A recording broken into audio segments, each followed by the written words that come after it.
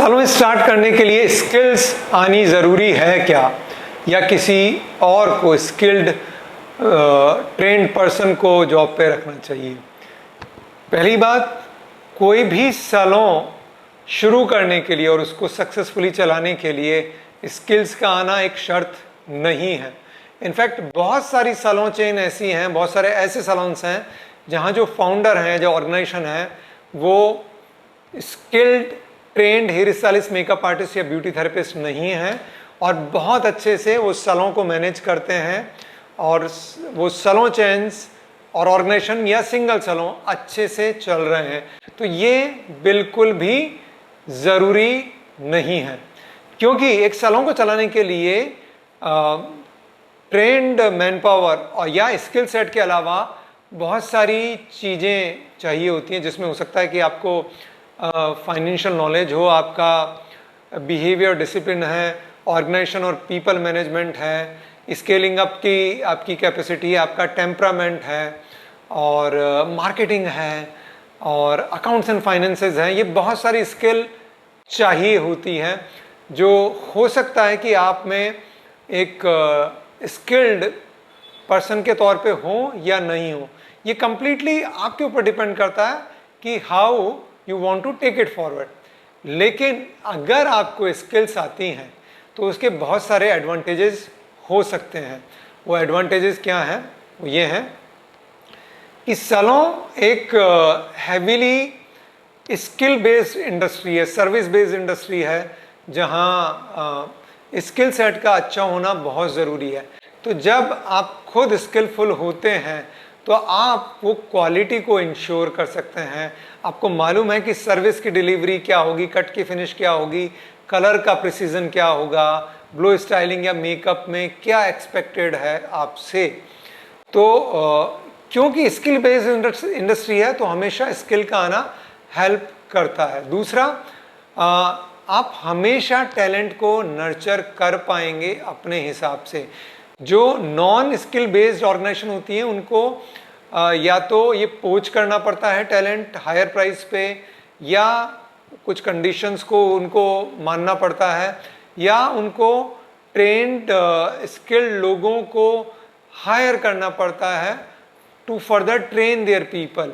और डिपेंडेंसी हमेशा टैलेंट पे बनी रहती है जिसको उतना फुल फ्लेजेडली नर्चर नहीं कर रहे होते हैं, या अगर नर्चर कर रहे होते हैं तो डिपेंडेंसी फिर वापस किसी स्किल्ड पर्सन के ऊपर आती है जिसको वो एक ट्रेनर के तौर पे या मेंटोर के तौर पे आउटसोर्स करते हैं या पेरोल पे लेके आते हैं।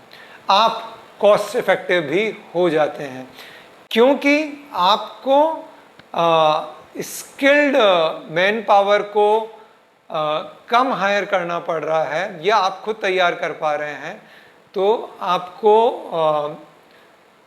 कॉस्ट कम बेयर करनी पड़ रही है, आप कॉस्ट इफेक्टिव हो जाते हैं। तीसरा, नोबडी कैन गिव रीजंस और एक्सक्यूजेस टू यू। जब आप काम खुद अच्छी तरीके से जानते हैं तो किसी भी टेक्नीशियन के लिए आपको रीज़न या एक्सक्यूज़ देना मुश्किल हो जाता है, because you already know how does it work. So ये आपकी इफेक्टिवनेस को भी बढ़ा देता है, ये आपकी रिलेटिबिलिटी को बढ़ाता है। जब आप एक टेक्नीशियन होते हैं तो आप टेक्नीशियन के माइंडसेट को, उनकी सिचुएशन को, उनकी प्रॉब्लम्स को ज़्यादा बेटर रिलेट कर पाते हैं जबकि आप खाली एक इन्वेस्टर या फाउंडर होते हैं।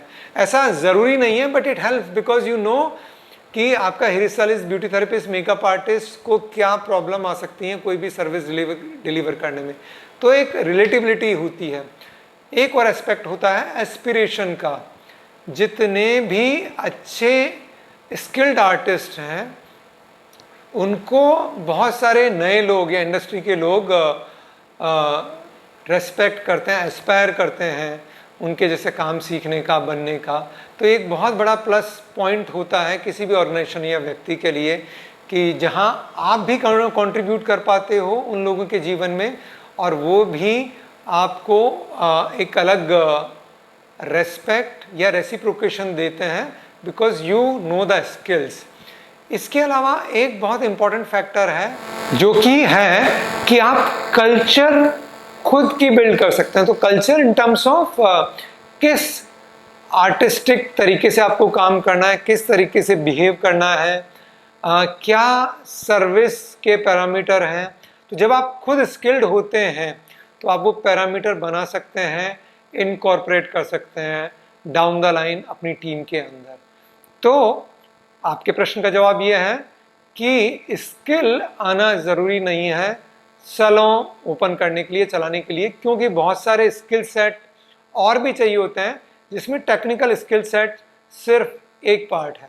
लेकिन अगर आप टेक्निकली स्किल्ड हैं तो ये एक बहुत बड़ी एडवांटेज आपके लिए हो सकती है। In fact all across the world जो ज़्यादातर नोन सैलून चेन है वो ऐसे व्यक्तियों की बनाई हुई ऑर्गेनाइजेशन है जो ऑलरेडी बहुत स्किल्ड लोग थे और it helps. So it is not necessary, that is one thing. Second, अगर आप मेरी राय पूछें, अगर आप अपना टाइम और एनर्जी इन्वेस्ट कर सकते हैं, you must learn into getting skilled. You must put your time in training, and you should be ideally a skilled person to drive it fully.